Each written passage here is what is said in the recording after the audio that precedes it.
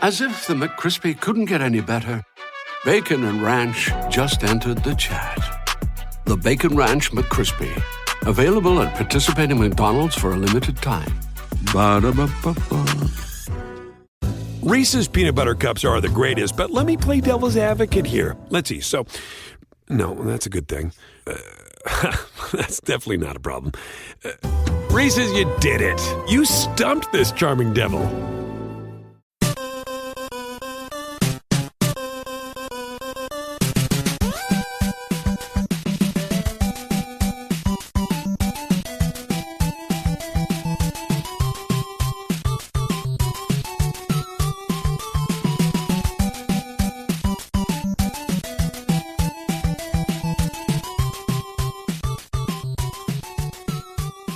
Welcome to the family here on Purple Mafia.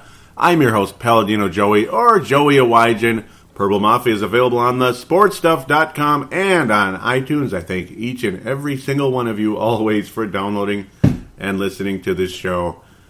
I'm back. I'm finally back, guys. Yeah, I'm finally back. And I'm going to break a rule real early, like a new rule per se. This is episode number 195 of Purple Mafia. So, yeah, we're only 5 episodes away from 200. Very cool. There will not be a massive celebration for that one, because I'm incapable of having massive celebrations. I'm too, whatever it is. I don't know if it's an introvert, or I'm just weird, or I just need a better job. Yeah, it's probably all the above, but you get the idea. Yeah, I'm back, and it's not because I was too nervous to get on the show, and not because I was losing interest in doing the show. In fact, I'm so excited to be back. I can barely contain myself. I'm finally freaking back. I haven't recorded any podcast since July 14th. Brave of the Wild episode number 104 or something like that. It was State of the Wild 2015. I'm back. And yeah, you're probably like, okay, let's talk about the Vikings. Let's stop talking about you, Joey. Yeah, well, I had some issues. You probably, if you're curious, check it out on the Purple Mafia Facebook page. Look it up on Facebook. The search bar, type in Purple Mafia Minnesota Vikings show. Click on the one that says company, not group, if the group still exists, because that's long gone. Join the page if you're already on there and you haven't looked at it for a while. It explains why I wasn't available. And yeah, just complicated stuff. Busy, all that. Yeah, Minnesota Vikings are 2-1 now. That's cool. I'm very happy that the Vikings are 2-1.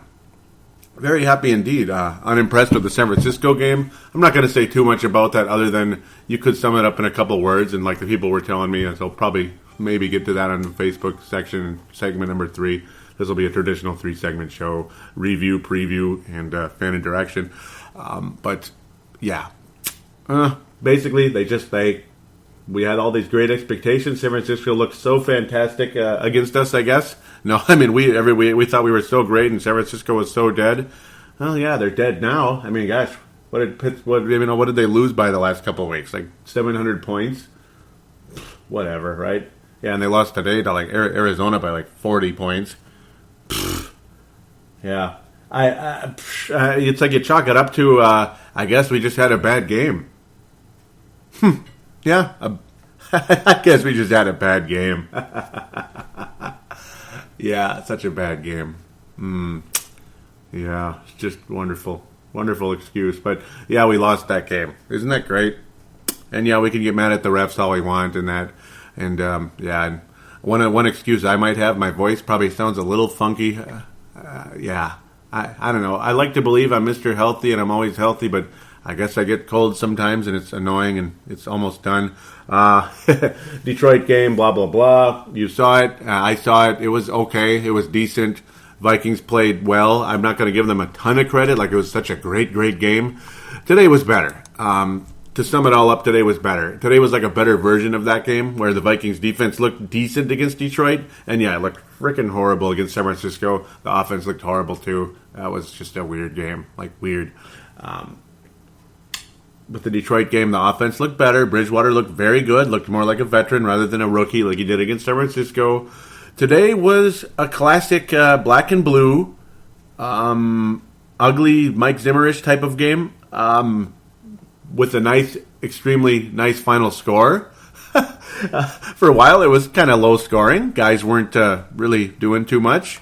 You know, like there's a lot of drop passes and stuff like that. And then on the other side, Phillips and the Chargers were doing a whole lot of nothing. And both defenses, in fairness, looked pretty good for a while there. The difference in the game was, well, the San Diego offense continued to sputter, and the Minnesota Vikings defense just continued to get better and better. And the opposite effect happened on the Vikings side, where the Vikings offense started to kind of break through, and the Chargers defense started to not do so hot. Yeah, gosh, I got to stop. I still got that old habit, and I do ask you for your forgiveness there. One good news thing, I guess you could kind of say, is Blair Walsh made all of his kicks. He made one 24-yard field goal attempt and 4 extra points. So you got to start somewhere. That's about all I can tell you. You got to start somewhere. It's like getting sent down to single A in baseball, maybe double A, because Blair Walsh has been in the majors for a couple of years now. He's one of those surprise prospects that came all the way up and started cracking home runs. He wasn't quite Miguel Sano level. You haven't heard his name yet on this show. No, you heard it now. He wasn't quite a Miguel Sano, just came up and started cracking home runs, or wasn't like supposed to come out cracking home runs, but he did anyway. He was more like, I don't know, somebody like Dozier, I guess. I'm going all over the place, aren't I? This is what happens when I'm off the air for a long time. I'm either real good or real bad, or kind of a lot of both. Maybe that's what I am right now. But yeah, why am I talking about Blair Walsh? Well, because he's the subject of a lot of concerns coming into the season, because he sucked major you-know-what in the preseason, and he missed some field goals in the regular season as well. But you got to start somewhere, and he hit a couple of home runs in Double-A today. So thank you for hitting those home runs. And he would have hit the kick. He would have hit the kick that he would have made the one that was in the 40s. I don't remember exactly the number because it didn't. It was so quick, so quickly nullified because of the lack of discipline on San Diego's side, jumping off sides. That plays like that kind of changed the whole outcome of the game. But Blair Walsh actually made the kick. That didn't ever happen. So that's encouraging. Bridgewater, not that great today. But then again, as the game progressed, he looked pretty solid out there, hitting a really nice pass to Mr. Mike Wallace. Hit some nice passes along the way, some inaccurate ones.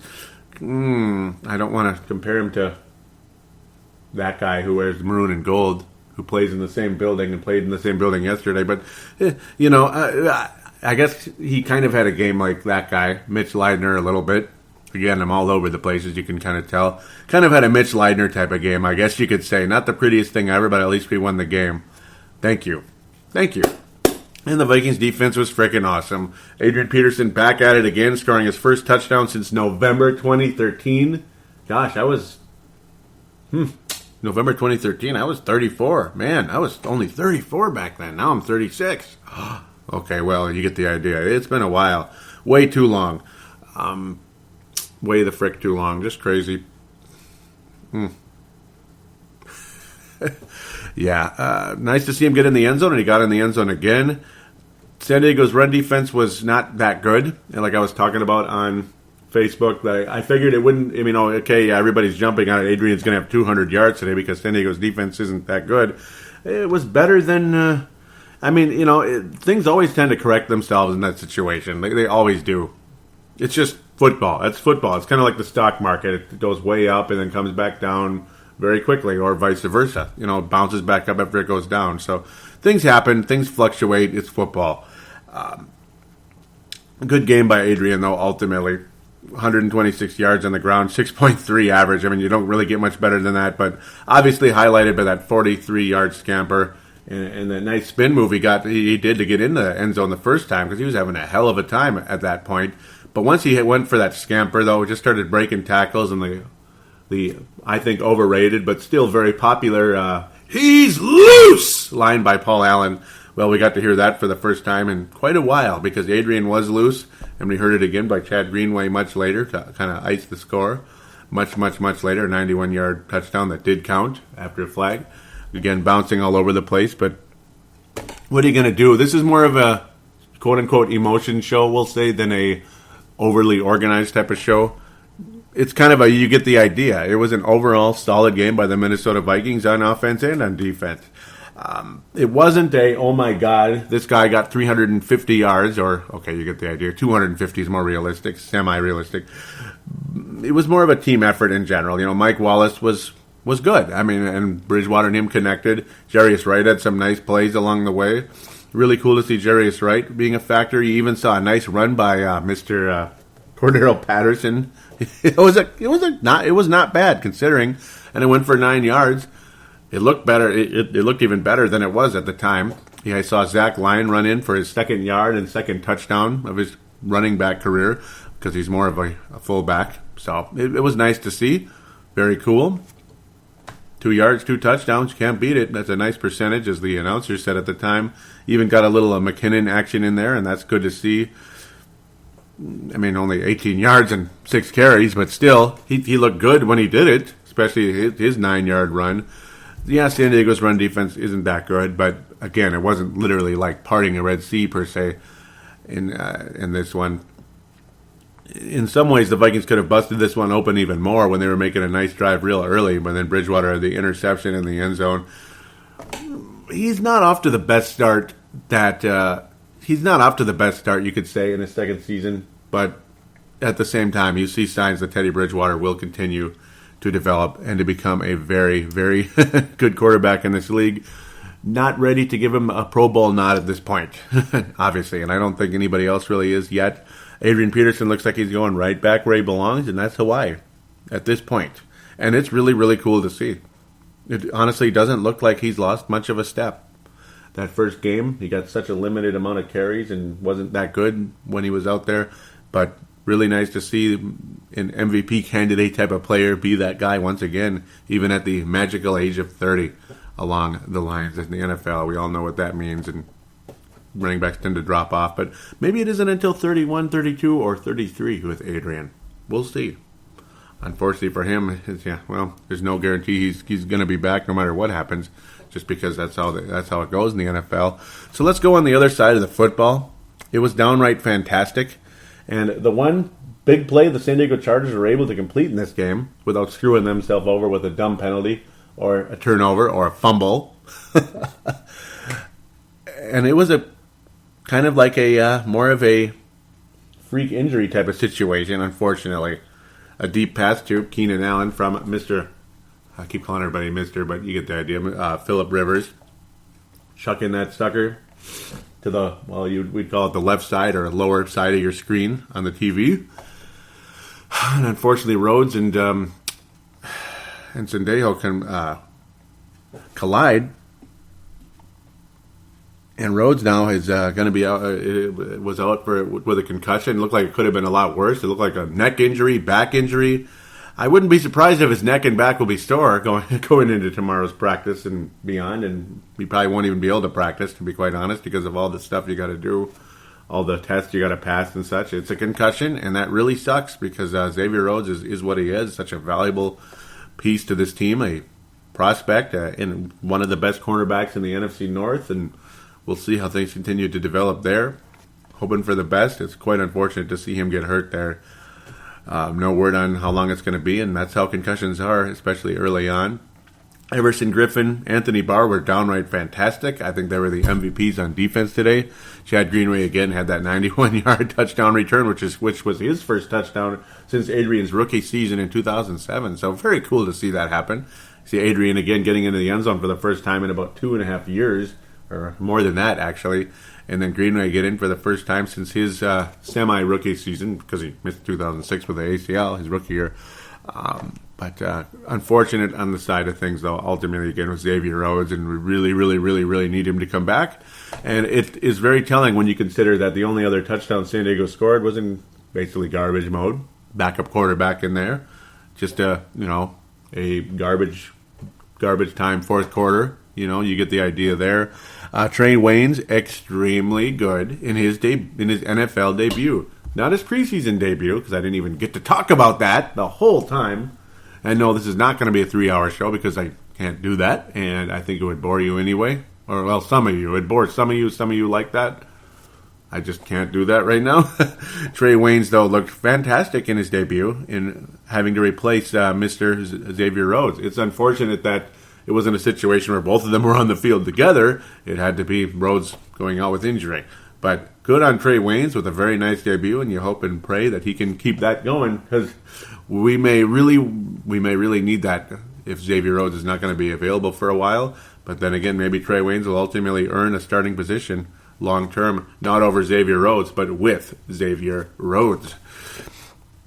Sacks today, Everson Griffin had 1.5 overall. He shared one with Sharif Floyd, who was a big factor today as well. He had a tackle for loss. Anthony Barr had a tackle for loss. Tom Johnson with a sack. Another sack for Tom Johnson. I mean, only one, but you get the idea. He's always involved. He's one of those valuable guys who doesn't get a whole lot of notoriety, but he's always a factor, and he's always getting a sack, regardless if it's at a big moment or late in the game. Late in the game when the score is kind of far away, but he's always getting a sack somewhere, and it's kind of cool. But usually they are at good times. Harrison Smith also a huge factor along the way. He deflected a pass. Trey Waynes did. Didn't take him 15 years like Chris Cook to deflect a pass. Griffin even did, and of course Greenway deflected a pass along the way as well. And we know where that led. Eric Kendricks was really good as well. I mean, the whole linebacking core huge today. Gerald Hodges, who's been really, really good, extremely good during the preseason, and he ended up earning a starting job. I couldn't tell you how happy I am for Gerald Hodges. One other minor note, you could say, Gerald Hodges' former college teammate, Michael Motti. I was pretty surprised to see him not make the team, kind of devastated. And actually, I think he's a really good player. Ultimately, Audie Cole did end up winning that job, as you guys all know already. And Motti went on to the dirty, hated, cheating Saints. Yeah, that sucks. But Zimmer's defense was a huge factor throughout the day. The continued pass rush, forcing mistakes, fumbles, all that, deflecting passes. It was Mike Zimmer in a nutshell. It was guys constantly being rotated and fresh and all that, like he always likes to do. Him and Mr. Edwards, the defensive coordinator, just a fantastic overall job by the Vikings defense, and solid on the offensive side of the football, and downright fantastic when it comes to the running game. And yeah, we know we took advantage of San Diego's run defense, but that's what you got to do.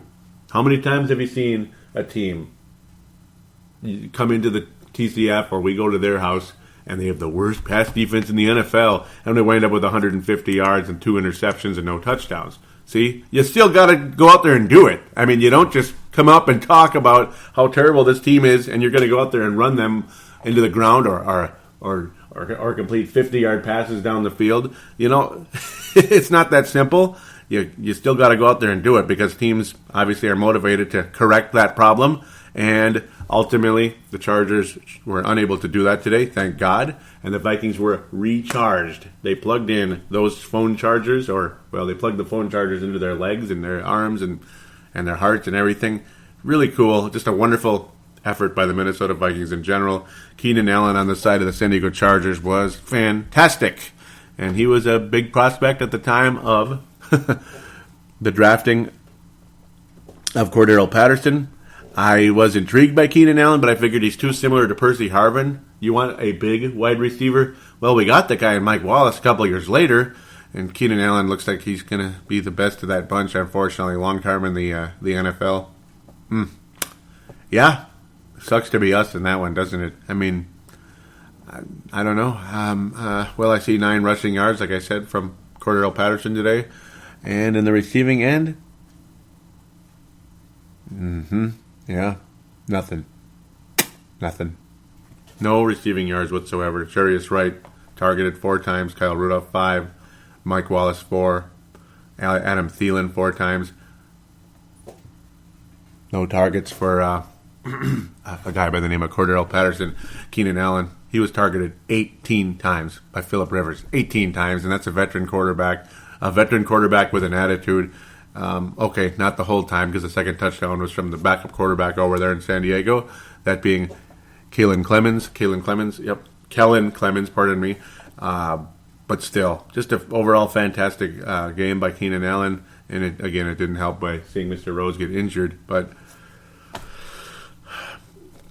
Keenan Allen's been duly noted the last couple of years. It's not like it's his first good game, but luckily the Vikings came on the right end of this one with a 31-14 victory. The Chargers dropped to 1-2, Minnesota to 2-1, and I always consider the San Diego Chargers a threat to make some noise in the AFC, not to go to the Super Bowl or to even get to the AFC title game, because I don't think so. But they're always the kind of team that will sneak into the playoffs with 9-7, 8-8 record and knock somebody off in the first round.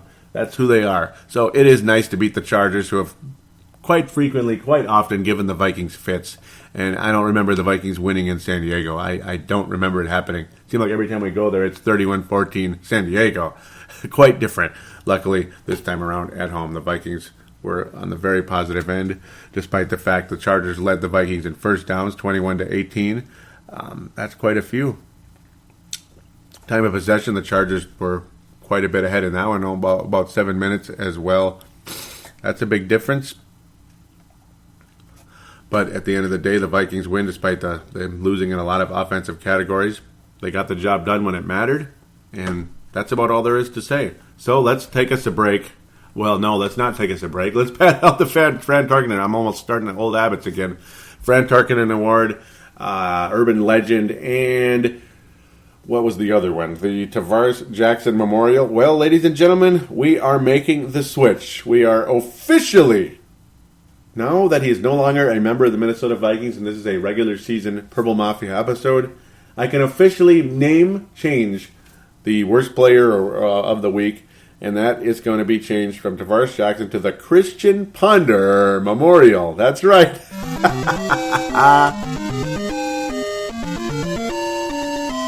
You knew it was coming. Come on, tell me. You knew it was coming. Christian Ponder Memorial, I promised it would come, and it came.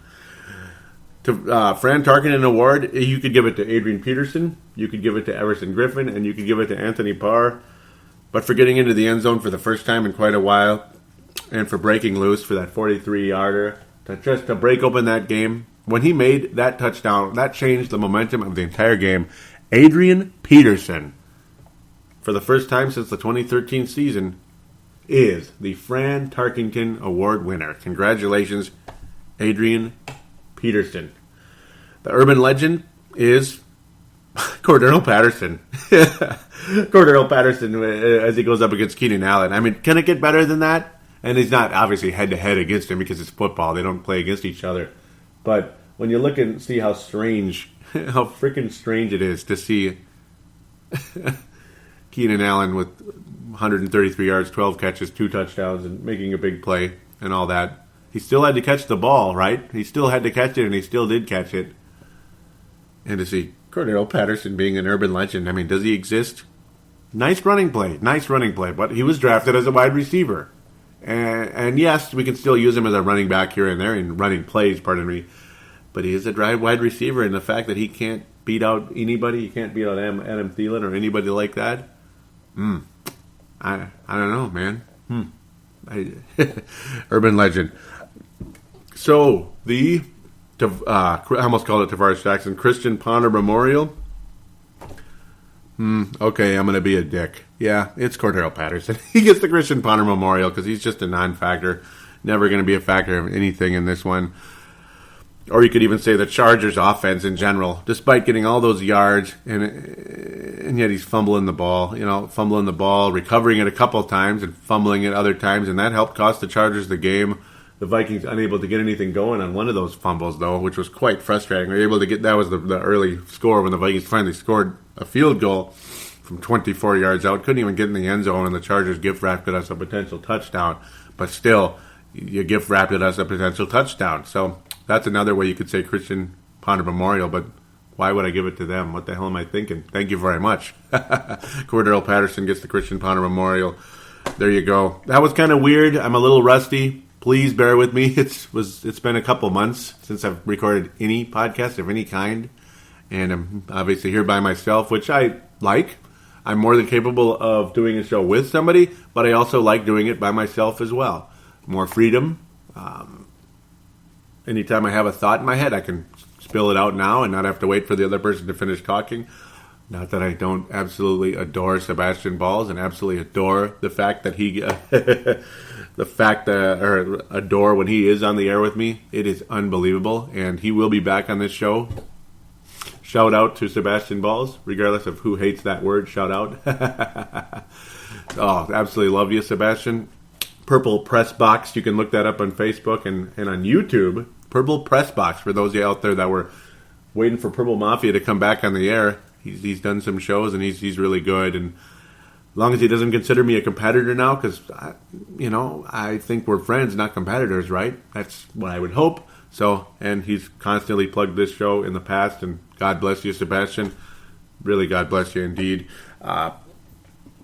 Also, Matthew Kyle started a show as well, and now it's blanking. Oh, man, it's blanking what it is. And I'll try to dig it up during the fan interaction and such, even though I haven't heard from him for quite a while.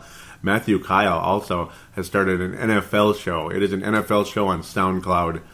Oh, man, I believe he's the co-host on that show. Hopefully he's listening right now. Just love you guys out there. And again, this is a weird show. I do apologize. But maybe you like it. Maybe you like my energy coming in. It's very exciting to see the Vikings win, and I'm sure ultimately you're just glad that Purple Mafia is back on the air. And so am I. So let's talk about those Denver Broncos, the Donkeys, as a guy by the name of Gerald String out there calls them. That's his second favorite football team. Let's talk about the Donkeys and Peyton Manning next.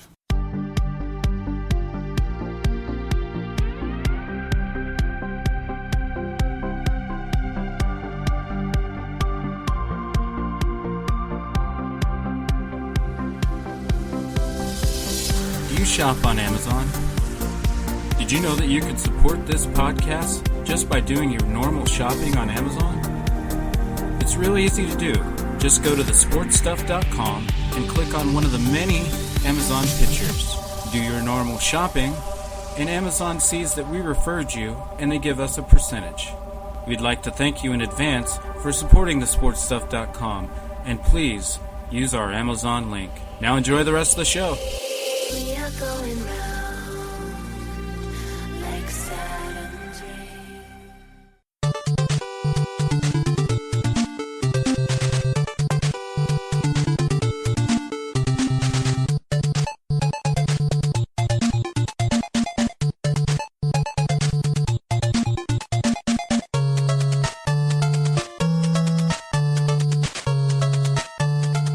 And we are back here on Purple Mafia, second segment, and that means it's time for the NFC North Roundup, and of course previewing the Denver Broncos game coming in next week. So there it is. This was always my favorite segment, because there's always that positivity going into the next week, or so we hope, and it's always kind of fun to either poke fun at the other members of the NFC North, or just say, doggone it, here they come. Well, for one, Kansas City and Green Bay, they don't play until tomorrow night, Monday night. Kansas City and Green Bay, so I cannot I cannot review anything about the Green Bay Packers, like any type of brief conversation. Most likely they're going to win because they're hosting the Kansas City Chiefs, and, it's just one of those things. Unfortunately, the Green Bay Packers' odds of being 3-0 this year are pretty good, and that sucks. But the Vikings do have sole possession of second place at this point in time because Detroit is about to go 0-3. Very likely against our opponent next week. That'll be talked about very shortly. I don't know why I brought that up first. Let's talk about the Chicago Bears. Oh my God, they really suck. Seattle Seahawks got their first win of the season, and I'm not even trying to poke fun at Chicago Bear fans at all. In fact, I kind of have a soft spot for them, partially with Dylan being the executive producer and creator and, you know what I mean, all that good stuff, like the president, so to speak, the owner of thesportstuff.com, all that good stuff, and an all-around awesome guy. You'd think he'd be a 49ers or Raiders fan, don't you, coming from Northern California, but I know that's just going to annoy the hell out of him saying that, especially the Niners. He got tired of the bandwagon going on. But he's a big-time Bears fan, and that was a pretty damn cool team back in the 80s, my favorite decade. And overall, just a nice history there, but unfortunately they are off to a putrid start. John Fox, 0-3, starting off in Chicago.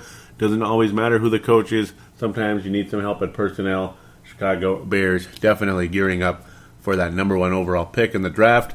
And I know nothing about, right now, I know nothing about the top prospects going into the draft. But for the Bears' sake, I'm hoping it's a quarterback for their sake. Because regardless of what you think of Jay Cutler, and very few people like him, they need a different guy at the helm to lead that franchise, just like the Minnesota Vikings did back after the 2013 season. There was no doubt about it. And looks like we got that guy. Wasn't pretty this week, but looks like we got that guy. Should I delve into the Seattle Seahawks and Bears game at all? Maybe very, very briefly. Might as well. Yeah. Well, Jay Cutler wasn't available anyway with injury. Nobody really missed him much, and Jimmy Clausen was about what Jimmy Clausen is, a poor man's version of Jay Cutler. Unpopular guy, kind of an attitude, 9 of 17, and 43% completion percentage. He didn't throw an interception, but just was underwhelming. Seattle, I can't freaking stand that team, so you can't really imagine me cheering for them or anything. 'Cause I hate the Seattle Seahawks with a passion. Matt Forte was banged up a bit in the game. Yeah, Marshawn Lynch, whatever you want to call him. I'm here so I won't get fined. He showed up for 5 rushes, and that's about all they needed out of him anyway. So that was pretty much the end of the story in this game. Seattle Seahawks win in the Cloud Stadium, or whatever you want to call it. Whatever it is, right? They won the game. CenturyLink Field, by the way. And 26-0, just a meaningless game. I don't even know why I'm spending as much time on it as I am. Just kind of a waste of energy on that case. Well, go draft. We were there. We got a nice player. We didn't get the number 1 pick, but we got a guy who was supposed to be. Might as well mention the 49ers, because I tend to bounce around a bit. That's why I love this segment. I consider it a free-flowing type of segment. Just some notables across the league sometimes. Arizona, a team that I like an awful lot. 47-7 over San Francisco. But that also makes the Vikings look like, makes it look pretty stupid losing that home season opener, pardon me, in wherever it is, in San Francisco area, the San Francisco area, so to speak, kind of, sort of, in that new stadium. 47-7, Arizona just rolls right over them. Buffalo crushes Miami in Miami, 41-14. Miami looked on as a pretty promising team. Buffalo kind of got slapped around by the best team in football, in my opinion, the New England Patriots last week. 41-14 in Miami, not bad by Buffalo. Nice rebound there. Philadelphia finally got a win. Blah, blah, blah. New England, there we go. Well, talk about squashing a mosquito with an axe. I think they squashed a mosquito with 15 axes. A 51-17 absolute butt-kicking at the hands of the New England Patriots were the Jacksonville Jaguars. Best team in football, bar none. Say what you want. Ben Roethlisberger out 4 to 6 weeks with a knee injury against those tough-hitting St. Louis Rams, but the Steelers survive anyway for now. And there you go, blah, blah, blah, blah, blah. Let's get to Detroit and Denver. The Denver Broncos have scored a touchdown very late. As that game is wrapping up, I can't sit and wait all night for that game to end. It's not, to get a nice preview in. Detroit Lions, they just look like a team that's not going anywhere. And they have a lot of talent. They have a good quarterback. They have one of the best receivers in football, if not the best guy, in Kelvin Johnson. And they only score 12 points at home against Denver, who is a nice defense and all that. But I don't know. Matthew Stafford, a talented guy, but I don't know. I just don't see it. I don't think Denver's ever going to win, Detroit's ever going to win anything.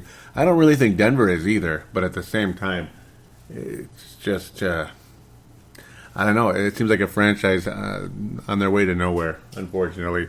Right now, again, like I was saying, 24-12.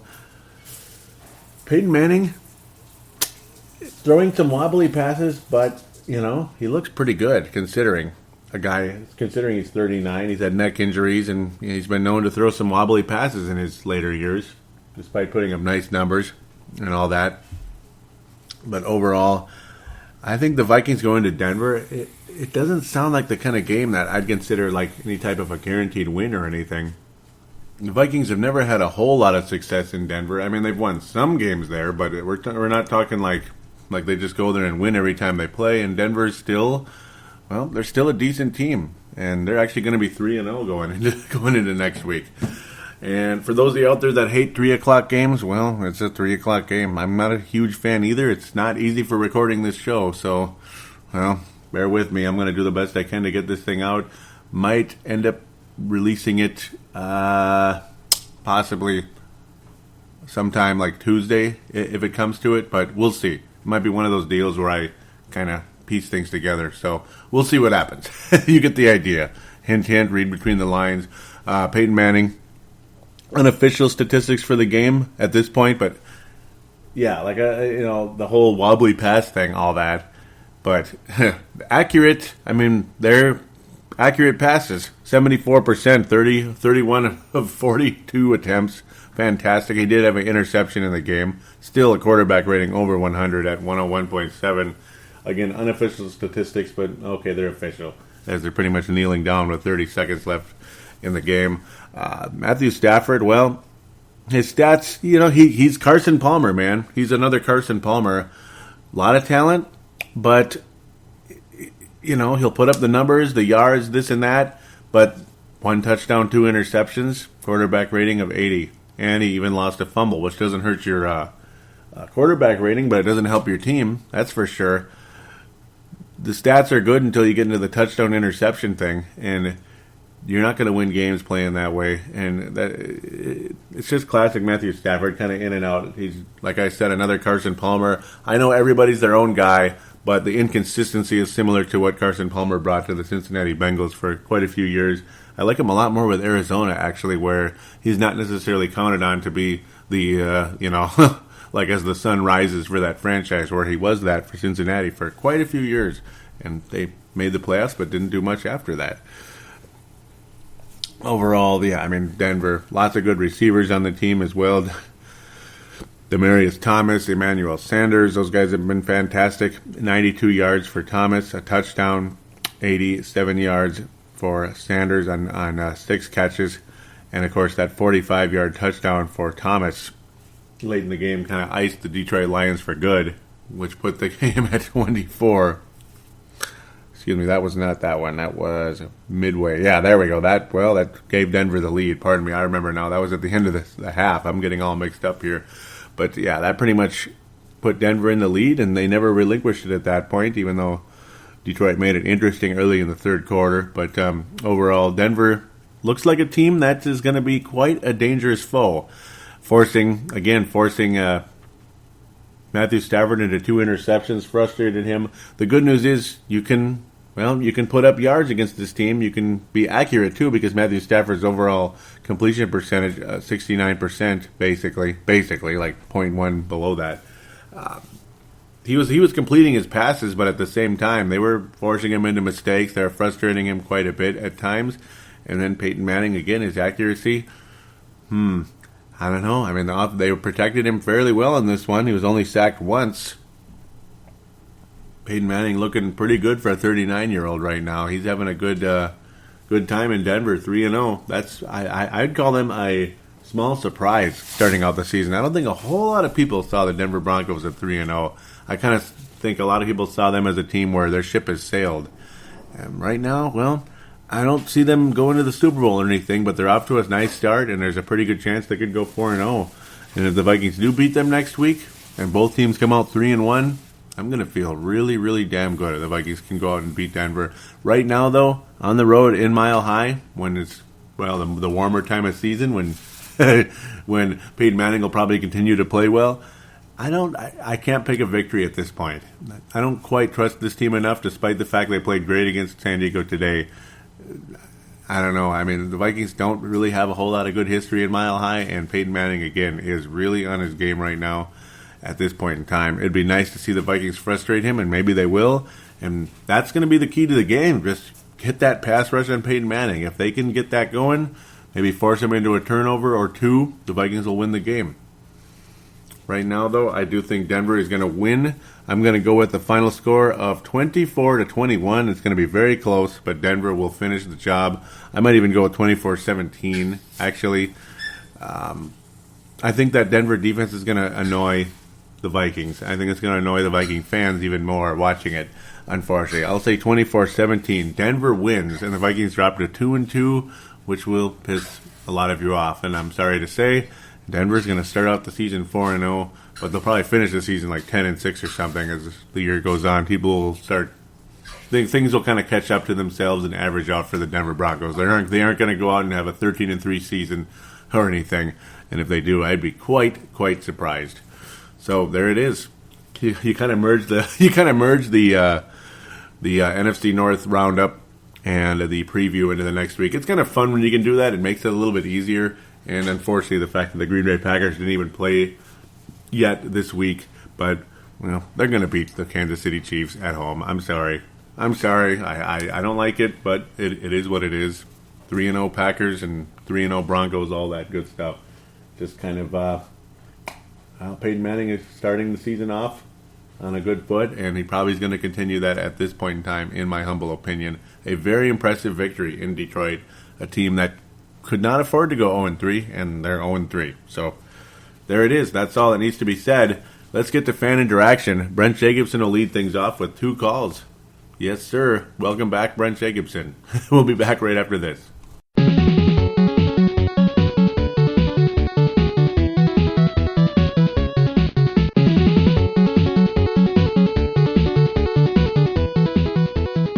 And we are back here on Purple Mafia, segment number 3, the fan interaction segment. But first, we're going to get to 2 calls from Brent Jacobson, who was kind enough to call in for the previous 2 weeks of the show, which of course I was unavailable due to reasons that I talked about earlier. The San Francisco 49ers and Detroit Lions games. Brent Jacobson, you have the floor. Yeah, this message is for Joey Elijah and Purple Mafia. I don't know what was uglier, the 49ers alternate uniforms or the Vikings play yesterday. Yeah. Still can't get that taste out of my mouth. Oh. There's some bright spots. Teddy the Wallace.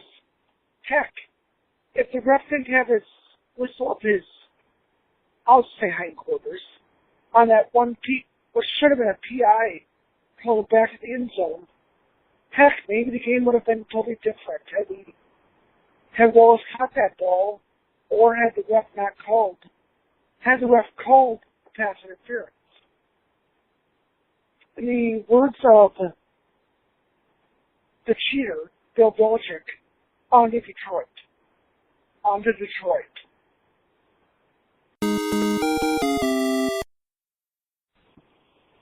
Joey, gets my first call. Starting over. Defense looked good. Offense looked pretty good.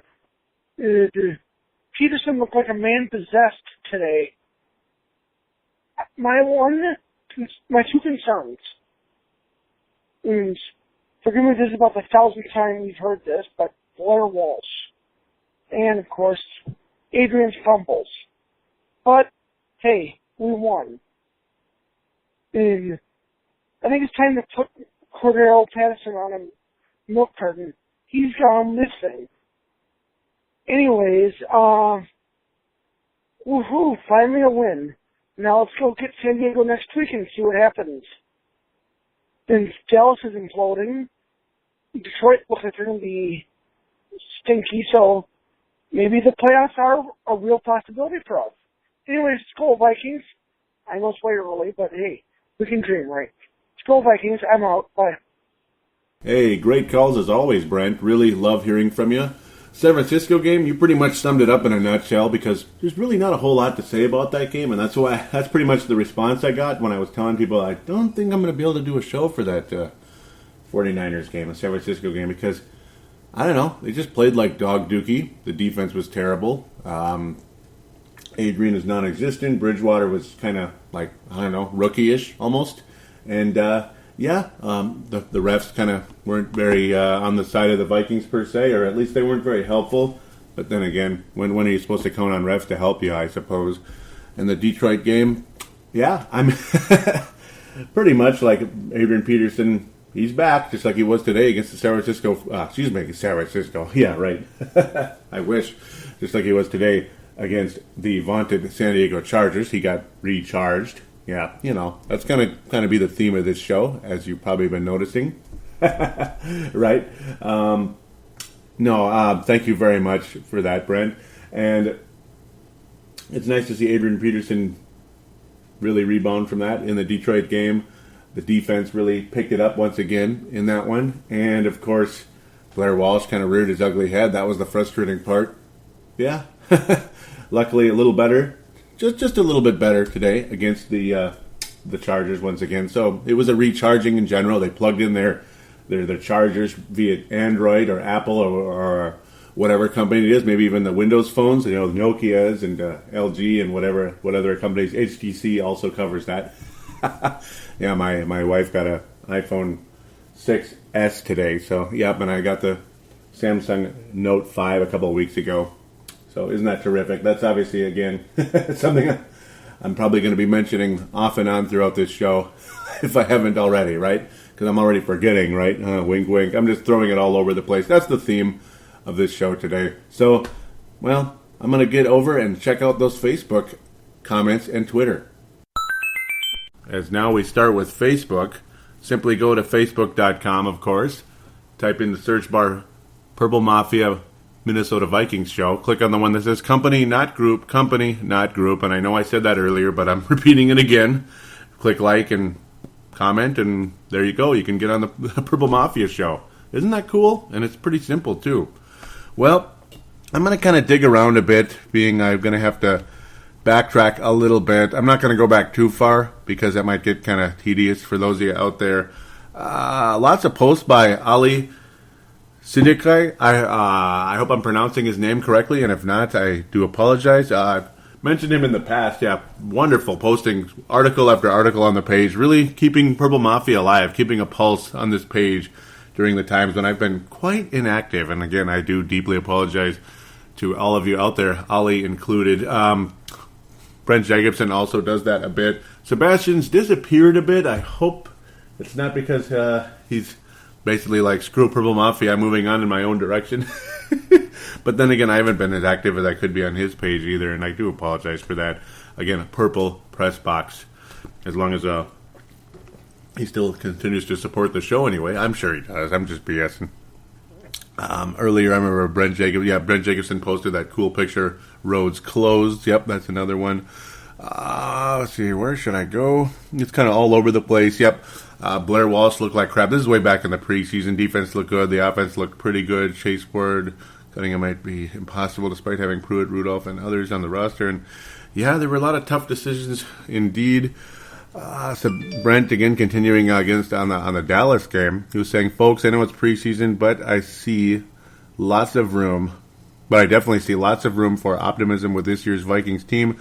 The offensive line gave Teddy and the rest of the weapons time to operate against what is supposed to be a good defensive line. The defense made life uncomfortable for Tony Romo and the Cow Pies offense yesterday, even with supposedly the greatest offensive line ever assembled.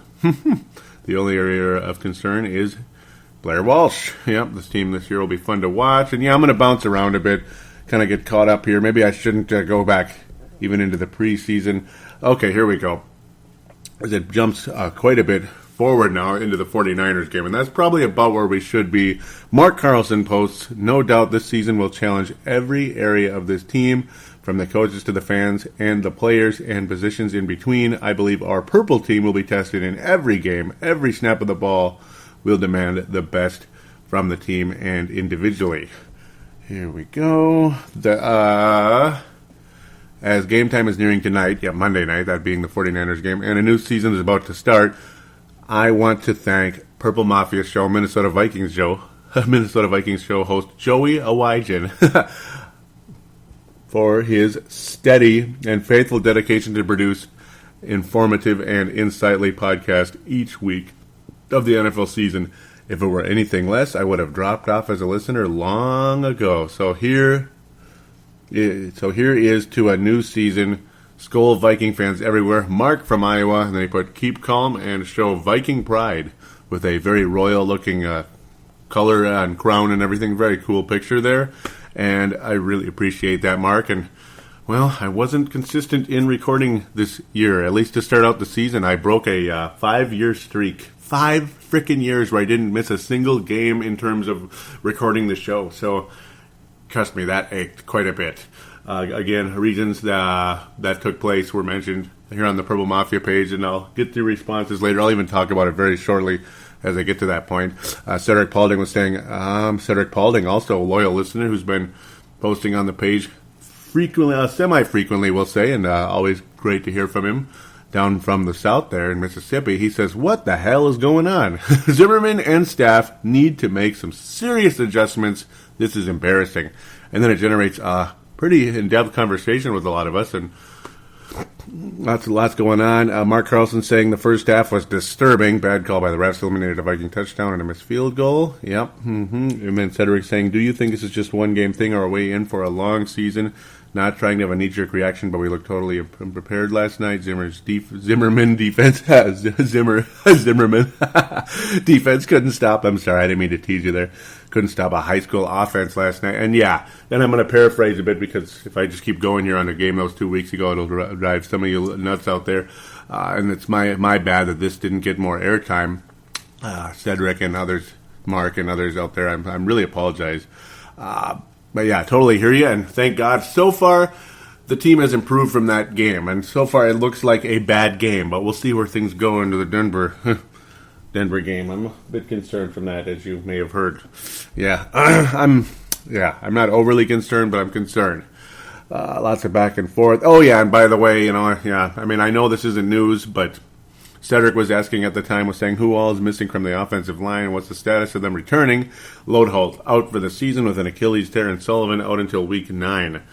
Yeah, so Sullivan's out for half the season, and Loadholt is out for the whole season, and it looked like it during the 49er game. Luckily, it's improved a bit, but it's not really helped Teddy that much thus far. Had a better Detroit game, but yeah, let's just keep moving. Some more. Ragnar. God, I didn't even post about it, or I didn't even talk about it or anything. Ragnar. Apparently, yeah, and those of you out there wondering who Ragnar is, most of you do know. He's kind of like the human mascot for the Minnesota Vikings. There's Victor the Viking, which is the classic type of mascot where they're in a suit, but not as popular per se as Ragnar being the human mascot, of course, with a big giant beard and everything, and he's also a teacher. I thought it was for Hopkins High School. Others say Minnetonka High School. Well, I'm in my mid-30s. What do I care about a high school at this point? But either way, he's a teacher as well. He was being paid $1,500 a game, which sounds like a decent amount of money. And it's not great, but it's better than, some people just to be a mascot at a game. That'd be a pretty nice salary for one Sunday, for working on a Sunday. That's not bad for some people out there, but he would have liked a raise of $18,500 per game. A lot of you know this already, so that would bring it up to $20,000 a game, which would be an awesome salary right there. Unfortunately, in his case, doesn't look like the Vikings are going to do that. Who knows? Maybe they'll come to something later on. Usually, the opening offers are outrageous in both sides in any type of argument, but maybe the Vikings don't care enough to even worry about it. We'll see what happens. As we keep bouncing around here, or bouncing forward, Mark Carlson saying, Skull Purple Mafia fans everywhere, kickoff is approaching. Let's go Vikings. I'm watching today's game at home. And yeah, me too. And it's about time I got a chance to do that. Let's see. Yeah, I'm going to get to some of this stuff. Okay, here we go. Where was it? Okay, I'm going to respond to those of you out there that had something to say. Or, excuse me, I'm going to read your comments to those of you that mentioned, or that were kind enough to comment when I mentioned I was going to break the 5-year streak, being I had to help my wife and such. And Adam B. Carlson of the Purple People podcast was saying, completely understand, real life comes first. Plus, I don't think we need to remember that 49ers game anyway. Tanae Wilson Brown out of New Zealand saying, it's okay, the team didn't turn up this week anyway. I hope your wife's doing okay, Joey, and hopefully we'll hear from you next week. Mark Carlson saying, take care with that beautiful bride, Joey. We will all be here because Purple never gives up. And thank you very much, guys. I really appreciate all what you had to say there. And I took a picture of the stadium when I was on my way there on the Thursday there.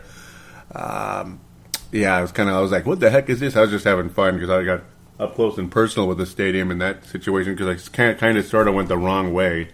You can imagine getting kind of bouncing around when you're GPS kind of takes you wherever it feels like, unfortunately. And then I posted, win number 1 is out of the way. Post your thoughts on the Detroit Lions game here, because I anticipated recording, but, got some responses. Justin Mayer Henry saying, some of the worst officiating I've ever seen in my whole life. Todd Vandermay out of Indiana, and Justin Mayer Henry is from here. He says, Todd Vandermeer says, looks like Mr. Fumbles is back. That being Adrian Peterson, who fumbled 3 times in that game. Danae Brown seeing favorite play of the game was a reverse to Jarius Wright. Yep, that was awesome. With Teddy putting a block. Loved it. That was awesome. I really did like that, and I was going to talk about that if I got to review that game, but I didn't. And if I tried to review it now, it would be kind of, it just wouldn't come out very good because the game's a week ago, and I wasn't really focusing on it. So, but I do remember that play very well. Mark Carlson saying, I enjoyed the stout running defense presented today and the heavy pressure put on the quarterback by blitzing, hoping for more hammering to be applied next week. And that was awesome. That was it was a great game for the Vikings. I mean, not a great game, but a good game. It was kind of ugly, but I guess it was a Zimmer type of win. And then I posted, unbelievably, I don't think I'll be recording this week either.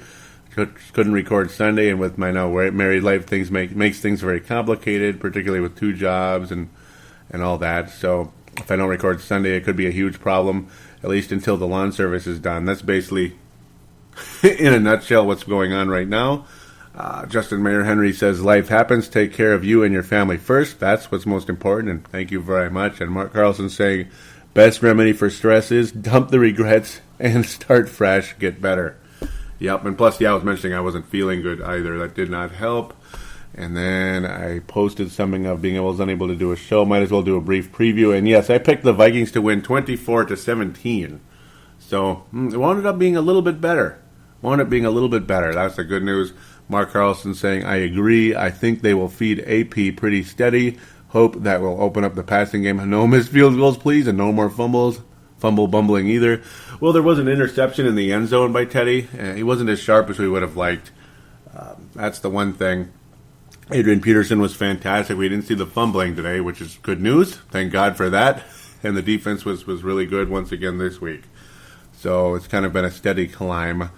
In-game thoughts. I think there's some post-games in there. I generally don't get into too much of the in-game stuff. It's mostly just there for interaction during the game to kind of keep everybody involved and enjoying it.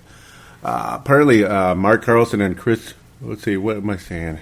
Chris Posey is saying, I wish my local channels had the game in. Skull Vikings. Wonder where he's from. I should check that out shortly. And, yep, and Rhodes did get hurt. Mark Carlson was saying that at the time. Celestar Thomas, who's posted in the past quite a few times and really appreciate, welcome back here to the show. He says, dumb play calling series by Zimmer. You don't give a good quarterback all day to throw. Was getting pressure the entire series. Then he decides to rush 3. Yeah, it was kind of, it was all over the place, made you wonder. And then Celestar Thomas saying, 3-18, you rush 3. SMH. So, yep, not too happy with the decision-making there was Celestar Thomas on that one. And then Adrian Peterson, right not too long after that, got a nice 43-yard run that we talked about off and on here. Really enjoyable. Danae Brown talking about the 91-yard interception, pick 6 by Greenway, saying that was awesome. I agree. Wasn't that something indeed? Jeff Royland, yep, welcome back to the show. I've heard from him before a couple times, and great to have you back on again. He says, you know your team is playing well when CBS says, yep, they're switching to a more competitive game. Luckily, I have him on another channel. Skol! Brett McCarthy saying, the D came to play. Nice to see Greenway take it to the house. And Mark Carlson saying, CBS just dropped the feed for the Viking game, said, more entertaining game in Baltimore. WTF. It was a bad game. Cincinnati was kicking their butts, and then Baltimore made a comeback, but did not get the job done. But trust me, if that was a playoff game, Cincinnati would not beat Baltimore. Cincinnati and Baltimore are polar opposites. Cincinnati is a team that always loses in the playoffs, and Baltimore is a team that always wins in the playoffs. So, yeah, luckily for those two teams, or luckily for Baltimore, that was not a postseason game. Luckily for Baltimore, yeah, exactly. Thoughts on the Chargers game? It seemed like everybody was doing something else, I guess. I probably posted it a little late, and maybe a lot of you have been you kind of gave up on me. I don't know. I know some of you are out there, but I understand, though. Maybe you thought, he probably won't record again this week either. Well, I'm back this time, and hopefully I'll get a little more responses, but really appreciate Mark Carlson's involvement, though, and that's freaking awesome. And Mark is from Iowa, by the way. I haven't mentioned that yet to those of you that might be new to the show. He says, defense. I loved our defense today. Also, there were few penalties. As much as AP had the ball today, it was good to see others take the ball across the line of scrimmage. Let's have more of that this next week. Yep, let's have more of this next week. Pardon me. Yeah, it's going to be easier said than done, but I think they can. I don't like the Denver Broncos. Don't get me wrong. It's just that playing there, I don't know, and they're kind of like, they're kind of one of those teams where it looks like they're dead and gone and they're not as good as you'd think they are, and then they beat you, and it's like, what the hell? Unless it's a cold game outside, they just seem to beat people, and it's, I don't know, it just seems to be the case. That's the Facebook page. Quick note, though, before I get to Twitter, there's the call-in line, 209-736-7877, 209-736-7877. It is a voicemail. Do treat it as such. Mention you're calling in for the Purple Mafia Show, or just Joey Awajan, I guess is what Brent does. And, didn't call this week, at least not yet. Maybe he'll call again. But if you're going to call, try to call in if you can. Let's say it's a noon game, right? Try to call in by 6 p.m. if you could. That gives Dylan hopefully enough time to email it to me, because it tends to, the calls go straight to Dylan's email, and then Dylan forwards it to myself. Also, those of you out there, though, that might not be from the United States and you'd like to call in, well, we live in the day and age of smartphones. So there's a new podcasting term out there that I hadn't heard before, and even though you'd think I'd heard of it, being I've been podcasting longer than just about anybody that I've been listening to for the last, X amount of years, the term is called an audio submission. And the days of smartphones, most smartphones have voice recorders, so you could always kind of do a pretend call, you know what I mean? Like you record yourself for about 1 minute, talking about the Vikings, whatever, or whatever show you call into, but the Vikings. And in this case, and you could email it to me at paladinolive@yahoo.com. paladinolive@yahoo.com. And just put, like, maybe make the subjects, like, say, call in. Make that as the subject. That's how I won't miss that it's an audio submission. And then I'll listen to it. And then that would be fantastic indeed to have you on board that way. So if you don't live in the U.S., you can still get to my show. Because obviously in the cell phone cases, very few people have to worry about long distance when they're in the U.S. at least. So I'm going to get to Twitter now, at Purple Mafia Show. Mostly from Mark Martin, who kind of been missing me a little bit. Tanae Brown was saying more of that, please, when Cordero Patterson returned a kick for a touchdown, and I'll comment about that really quick. It was a kickoff return. He's running around all cocky, showing off, thinking he's so special when he's done absolutely nothing. I didn't understand that.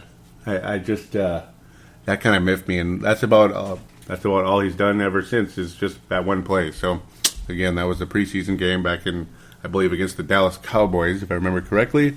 Carl O'Neill, after I was saying worst offense ever against the 49ers, and Carl O'Neill quickly was like, reminding me that the defense was actually probably worse. He says, offense? Come on. The defensive front couldn't stop your grandma from running the ball. And that's at Carl_O'Neill on Twitter.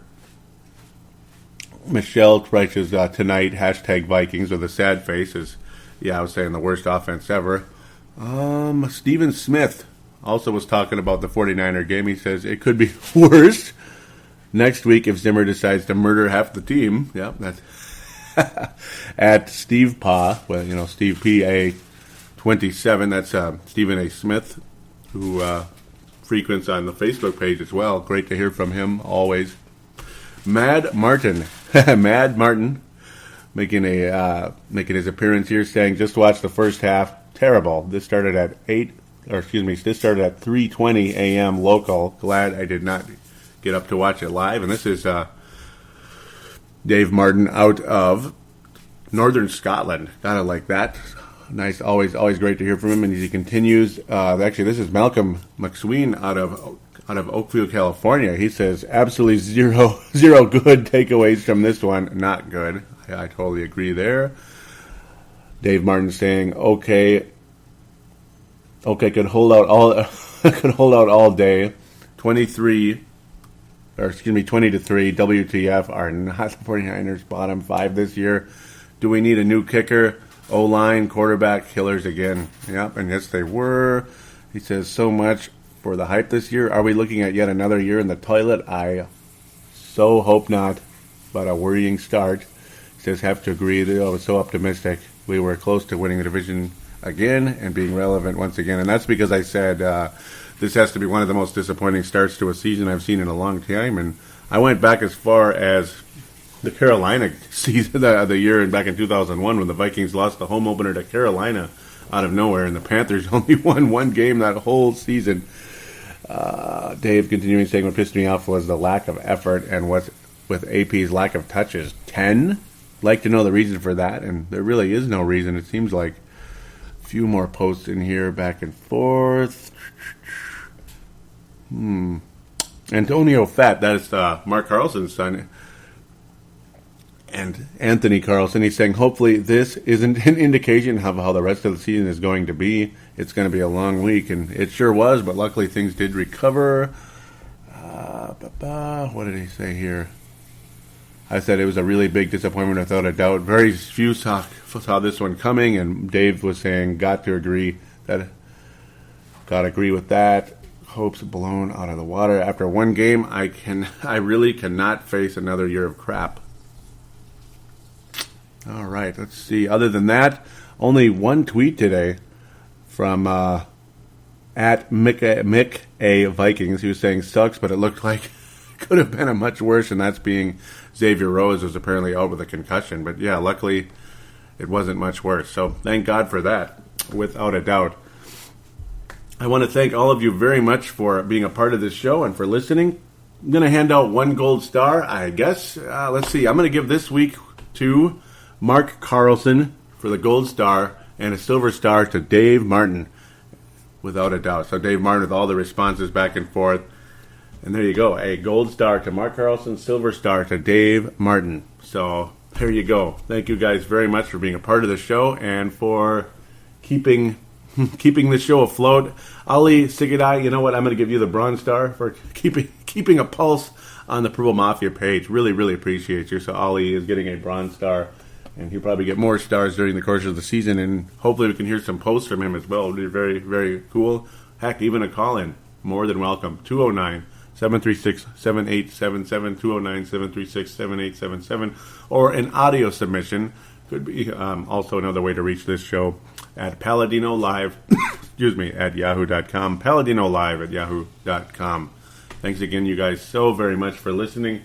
Really hope the Vikings can beat Denver. And you know what? If they do, the Vikings will be 3-1, and the chances of this being a playoff season will be greatly, greatly, greatly improved if that ultimately ends up being the case, and I truly do hope that is the case. Until then, though, we're going to sign off for the week. Finally back again. I apologize that I'm a bit rusty, maybe a bit shaky, and still kind of unfamiliar with my surroundings when it comes to recording right now. Hopefully the audio will improve over the course of time where I place the microphone and all that type of stuff.